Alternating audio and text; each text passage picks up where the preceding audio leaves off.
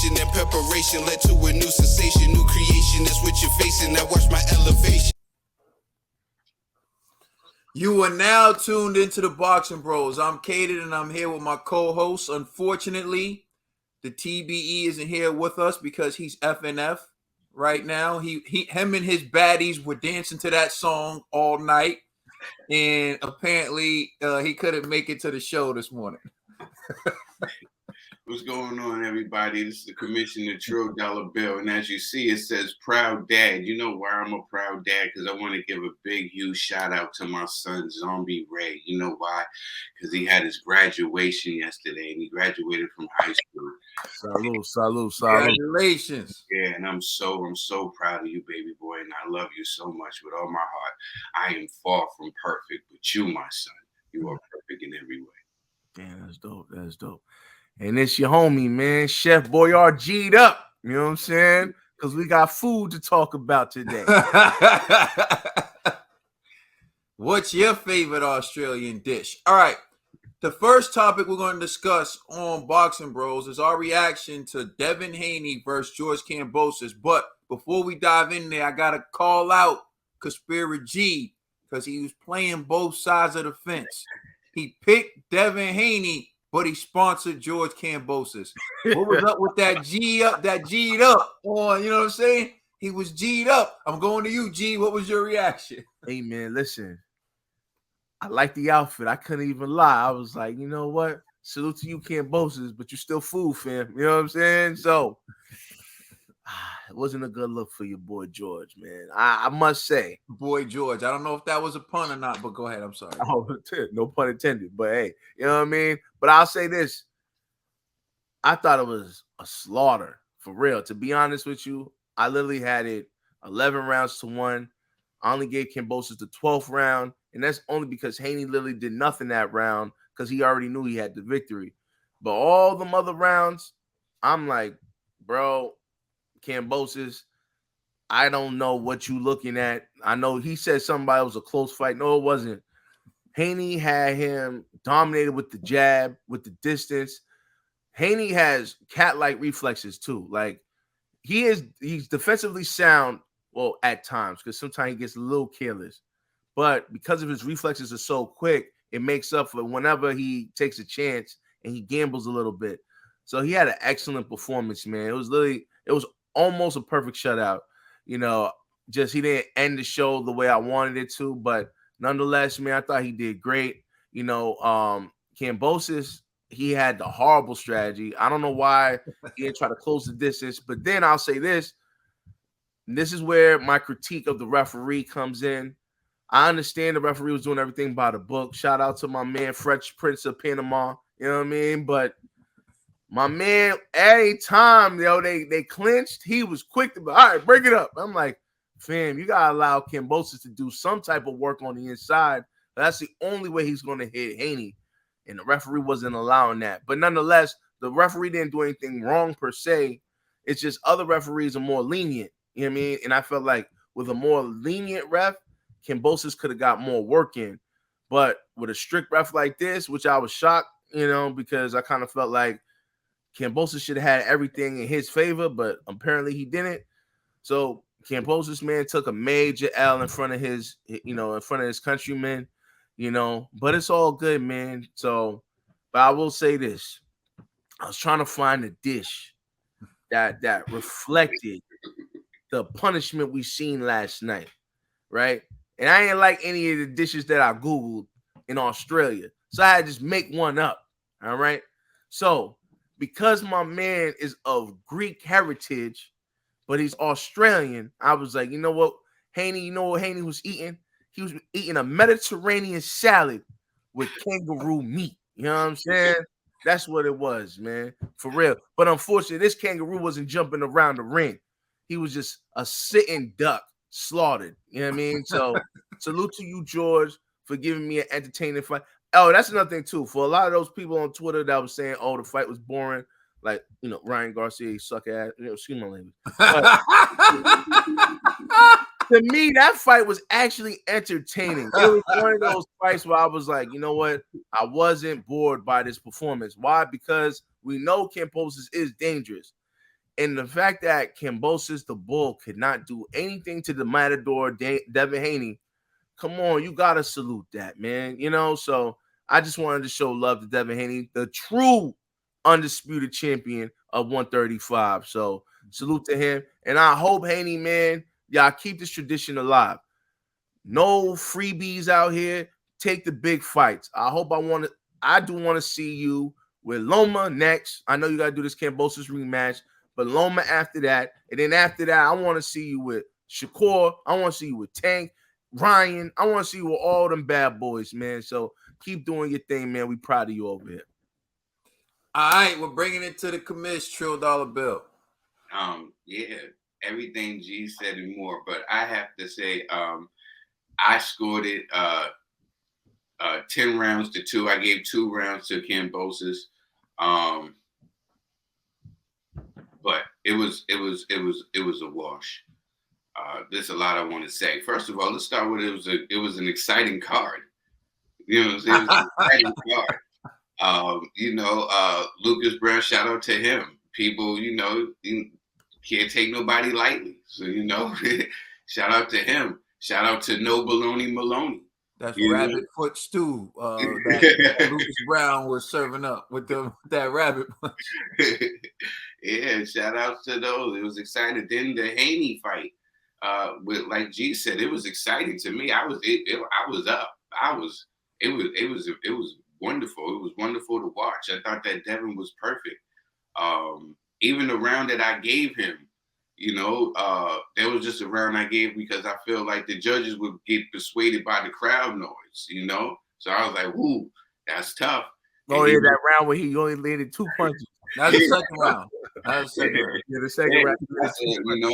They might give it to him on that one, but other than that, man, Devin was just acting like a bad kid in that ring, like a bad kid in the supermarket. He just wasn't cooperating with anything that Kambosos had. At one point, he even tried to, what the mothers do to the kids in the supermarket when they grab their arm and start trying to spank them. He tried to do that to Devin. He tried to grab Devin's arm and try to punch him.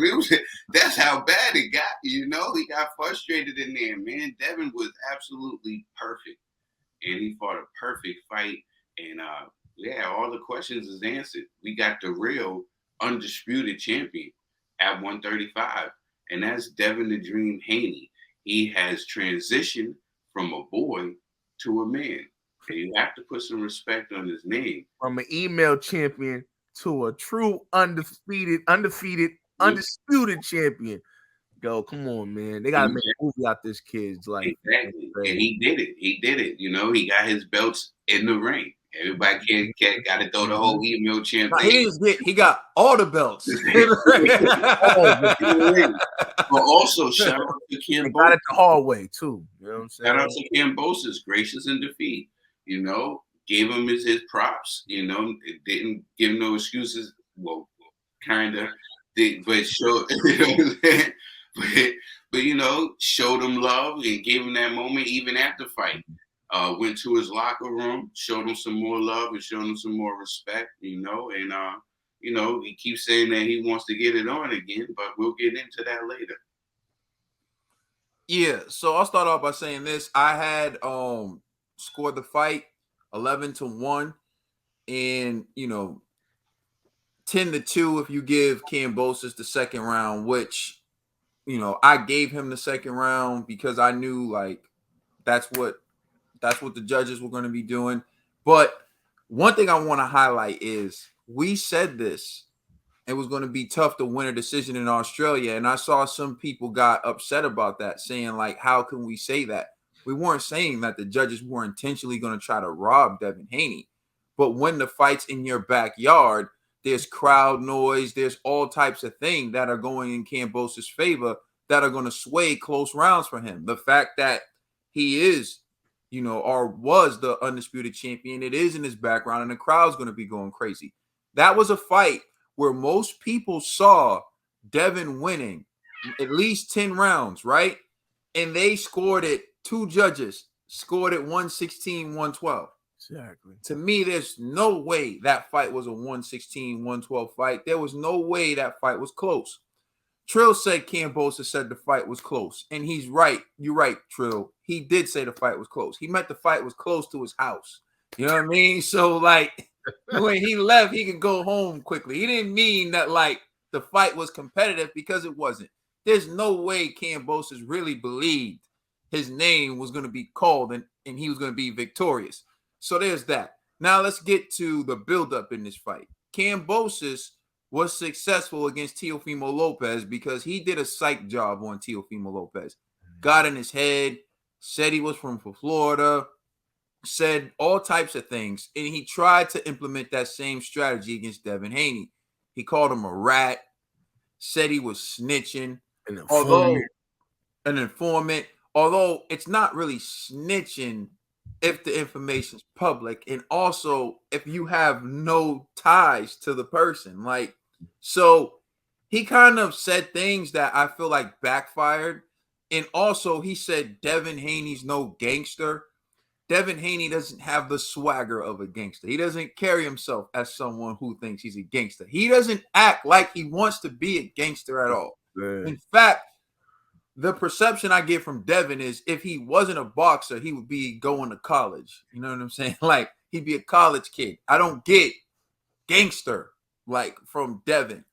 And, you know, I don't really get it from Tank either, but that's a different thing. When you spend since you were 7, 8 years old, dedicated to a sport, that's not gangster. That's, you know, that's something else. That's commitment.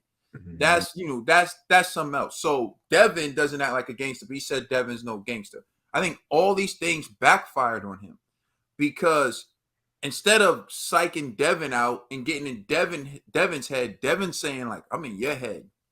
Because you're saying all these things to me that are just, like, ridiculous. And Devin even told him, like, yo, drop the rat stuff, man. Like, afterwards, like, yo, just drop the rat stuff.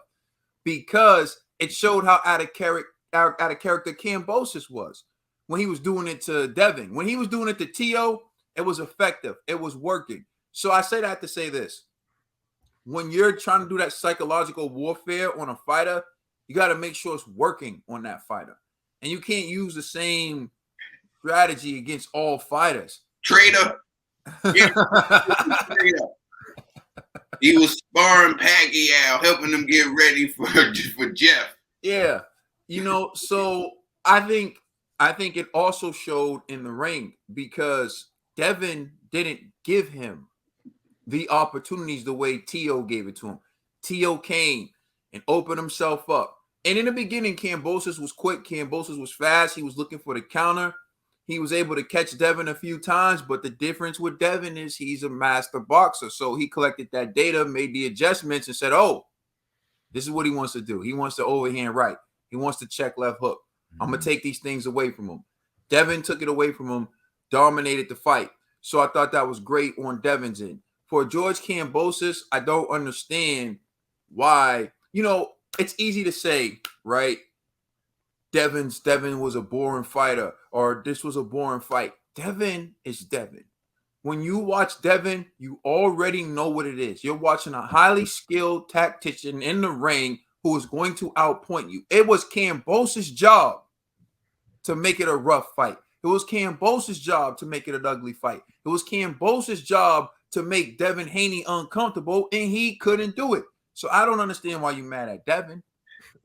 Right? You be mad at Devin. That jab was popping him in his face every second he got. I'm just speaking for the people who say he was running. Right? Nah, he wasn't running because look at Kambosos' face, right? His face he was landing some punches. So Kambosos didn't do that to himself. And Kambosos couldn't touch him. Kambosos was swinging wildly. At one point, Kambosos swung, and if the ropes weren't there, he was going to fall flat on his face on the ground once Devin got out the way. Yeah. Said he was going to almost knock himself out from this. Yeah, he was about to injure himself. He was about to take himself out the fight. You know, Floyd Mayweather and Devin Haney, there's a lot of similarities there. Mainly, they were both trained by Floyd Mayweather Sr. When all is said and done. Sr. started fading. And we've seen the deterioration of Floyd Mayweather Sr. And at some point, Bill Haney made a decision it was best for Devin to be trained by other people. But the point is, a lot of similarities that you see in Devin and Floyd is because they learned the foundation. They learned the basics. They learned, their go-tos from Floyd Mayweather Sr. And I saw a lot of that in there with Devin. The poise, 40,000 screaming fans, everyone against you, him keeping his cool, not losing his cool. Even after the fight, thanked George Kambosos for giving him the shot. So a lot of other people had this opportunity. They didn't give me the shot. Said George went personal. I never did that. I stayed respectful. And he thanked George, which I'm going to close by saying this. Kambosos, I respect him. He took a task. He took on a challenge that many people wouldn't take on. He was the underdog in his title defense of being undisputed. Still believed in himself. Yeah, he went out of pocket. I agree. His tactics were, they didn't work. Those tactics were, he was using the wrong tactics against the wrong type of fighter. But it was all in an attempt for him to be great and accomplish great things. And he was planning on going on to Vasily if he would have beaten Devin. We need more people like George Kambosos. Not with the, trash talking or whatever. Do you, however you feel you need to sell a fight, do you. We need more people with the heart of George Kambosos that say, I want the biggest challenge. Get me the biggest challenge. I can go to Australia and fight anyone, but I want to bring Devin to Australia while trying to be great. So I salute that for Kambosos. And Devin, excellent performance. Like I said, there's no dispute who's the number one top dog in lightweight anymore. It's Devin the Dream Haney. Let us know how you feel in the comment section. Please like and subscribe. Check us out on Instagram and Twitter. And please check out our podcast on all major streaming services. New single, Elevation, out now on all major streaming services. Go check it out right now. We just getting started. We are the Boxing.